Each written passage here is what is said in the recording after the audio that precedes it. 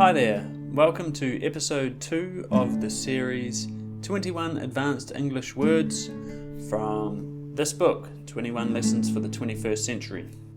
I'm Brad. Let's get started.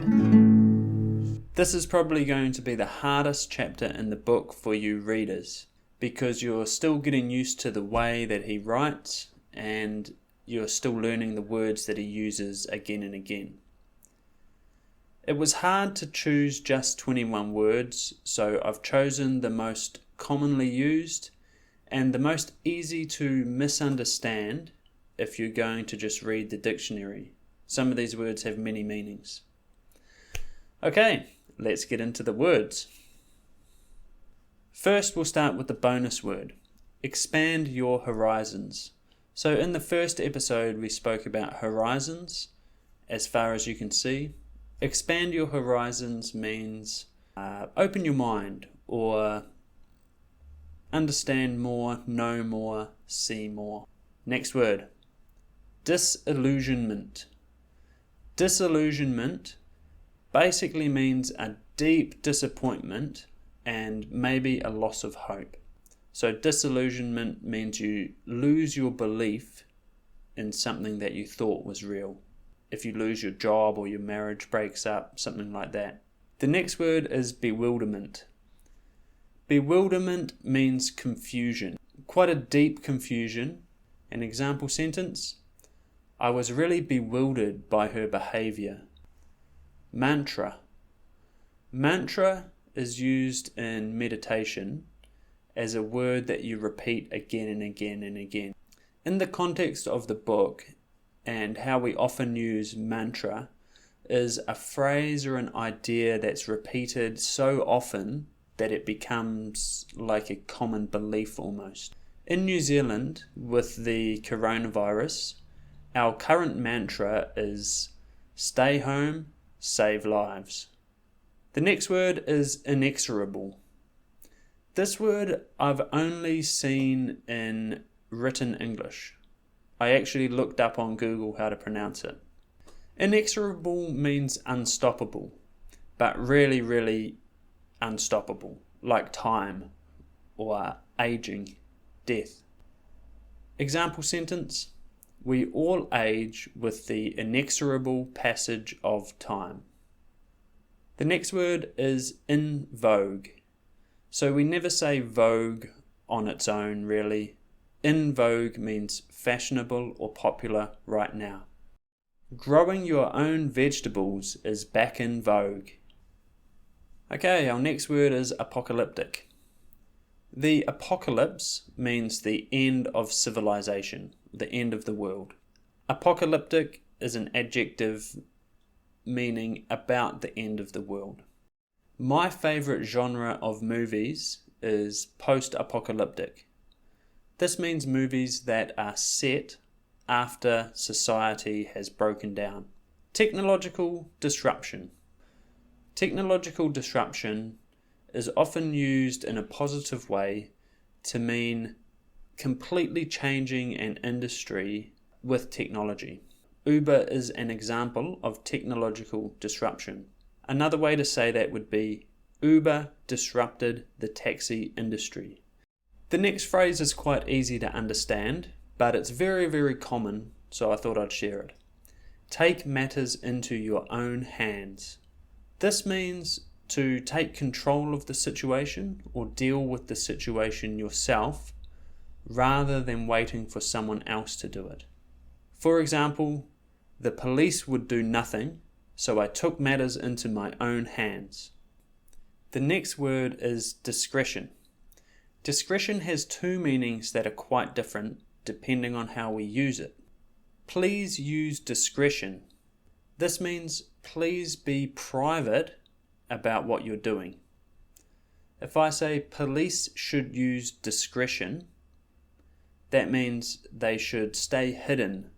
The other one is use someone's discretion. Please use your discretion. This means please decide for yourself if and when you should do something. Police should use their discretion means they should decide whether or not to charge somebody for a crime. Bandied around. To bandy something around means to throw it around casually, usually an idea. That idea's been bandied around before, but no one took it seriously.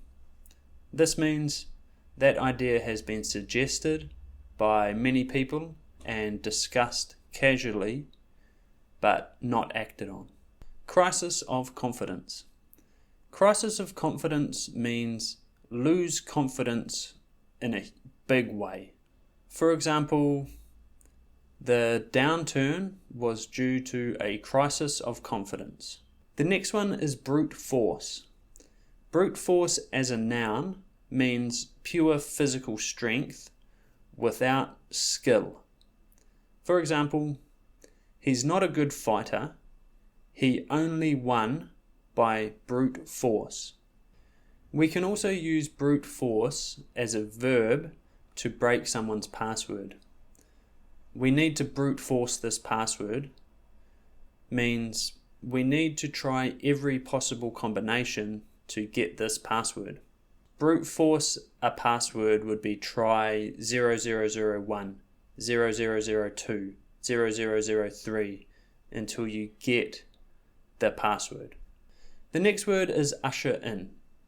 An usher is someone who works at a movie theatre and guides you to your seat. To usher someone in means to bring them in and welcome them in. But we use it as well as a metaphor, like to welcome in the new year, for example. I'm going to usher in the new year with a bottle of wine. On its last legs. For something to be on its last legs means it's close to giving up or to dying. I'm going to need a new car soon. Mine is on its last legs. Plight. Plight means a difficult or unfortunate situation. We almost always use it to talk about the plight of the poor or the plight of the working class. For example, the Queen was blind to the plight of the poor. The next one is self-determination. Self-determination means to decide who you are and what you do, what your life means for yourself. Example sentence: everyone has the right to self-determination. Self-proclaimed. Self-proclaimed means you say you are something without having any actual qualification. She's a self-proclaimed scientist. That means she's not really a scientist, but she tells people she is. Example sentence: a lot of self-proclaimed experts are just repeating stuff they read on Facebook. The next word is monopolize. Monopolize means to take control over almost 100% of something. A monopoly is usually an economic word for a company that controls 100% of the market. Facebook and YouTube are competing to monopolize our attention. Staggering.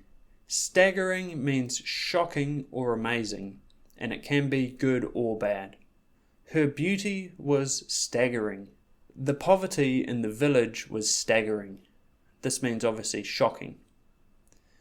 To stagger as a verb means to walk, kind of stumble around, like you stagger when you're drunk. The next one is a phrase, vote with one's feet. This means to say whether or not something is good by taking action.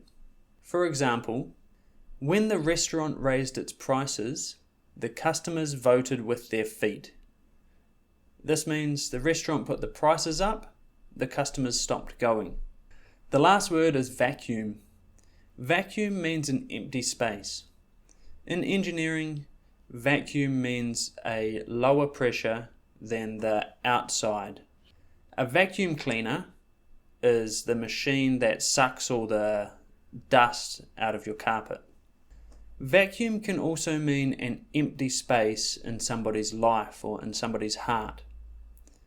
An example sentence: alcohol filled the vacuum left by his wife's death. Like I said, This chapter might be quite difficult because it's the start of the book, so feel free to ask questions in the comments and I'll try and give you good definitions and example sentences. Alright, see you next time.